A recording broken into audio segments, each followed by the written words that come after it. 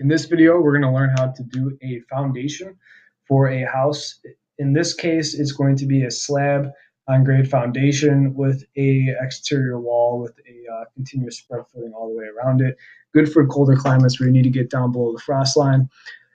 So taking a look at the model in 3D, currently just have a structural pad underneath the house.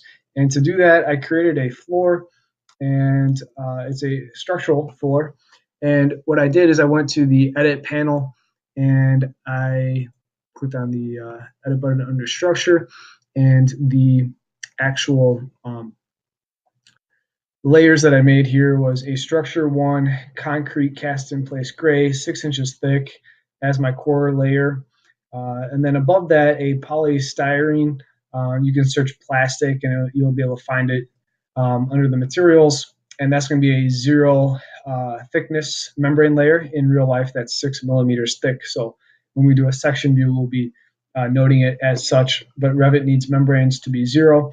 Then we have a substrate on top of that of plywood sheathing, which is going to be pressure treated plywood. That's going above that at 3/4.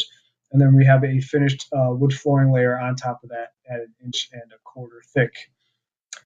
Once that's created, say okay, you have that type. If you're going to make your own type there, I highly recommend saying duplicate and then edit the layer then after that so you don't override something that you would like.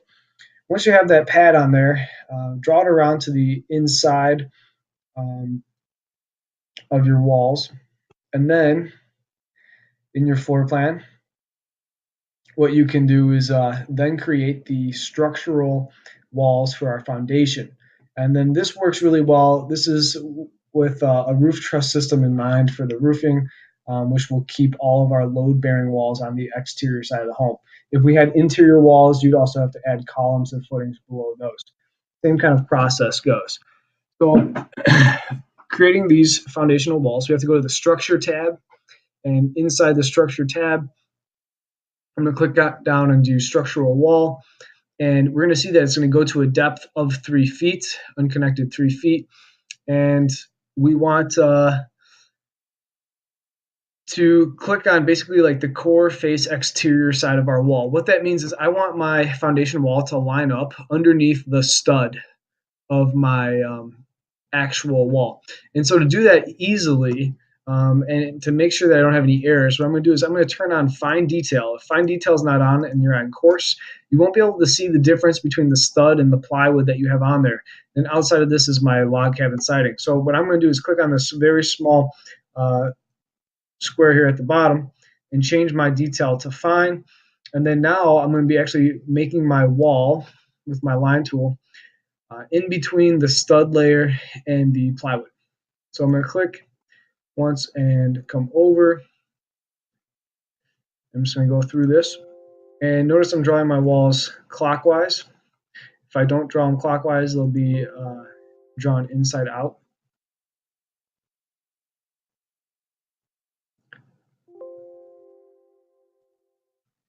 There's also some other tools we can use when we draw walls, like the Pick Lines tool. That works really well.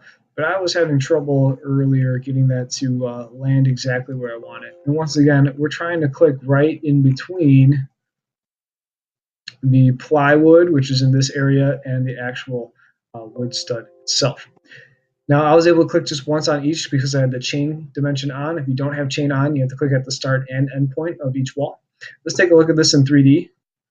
So now this is what I've made. I've made this foundation wall going all the way across just below the actual stud. And now in 3D, what I'm going to do is I'm going to add a footing on here. And this allows the weight that's on that foundation wall to spread out nicely on the earth. So I'm going to go back to the Structure tab. And underneath this foundation tool, we have a kind of highlighted in blue here, a foundation wall tool. And we have a 36 by 12 footing that is going to be then placed underneath each wall that I click on. And that basically acts as my footing for my foundation wall. Once again, we don't need anything on the interior side of the structure besides our pad that we had just made because there's no interior load-bearing walls that are going to be pushing down on that pad. Now, if we go over to our floor plan, zoom out a little bit, you can see here that I've created a section view the section view that you can create to see this. If you'd like, you can go to the view panel and go to sections. And when you create a section, you want to adjust the crop box so you're not looking too far, too deep. If you create it right near the edge, it could cause some problems if you're looking at this whole footing. Going the other way, it'll make it look a little bit more confusing.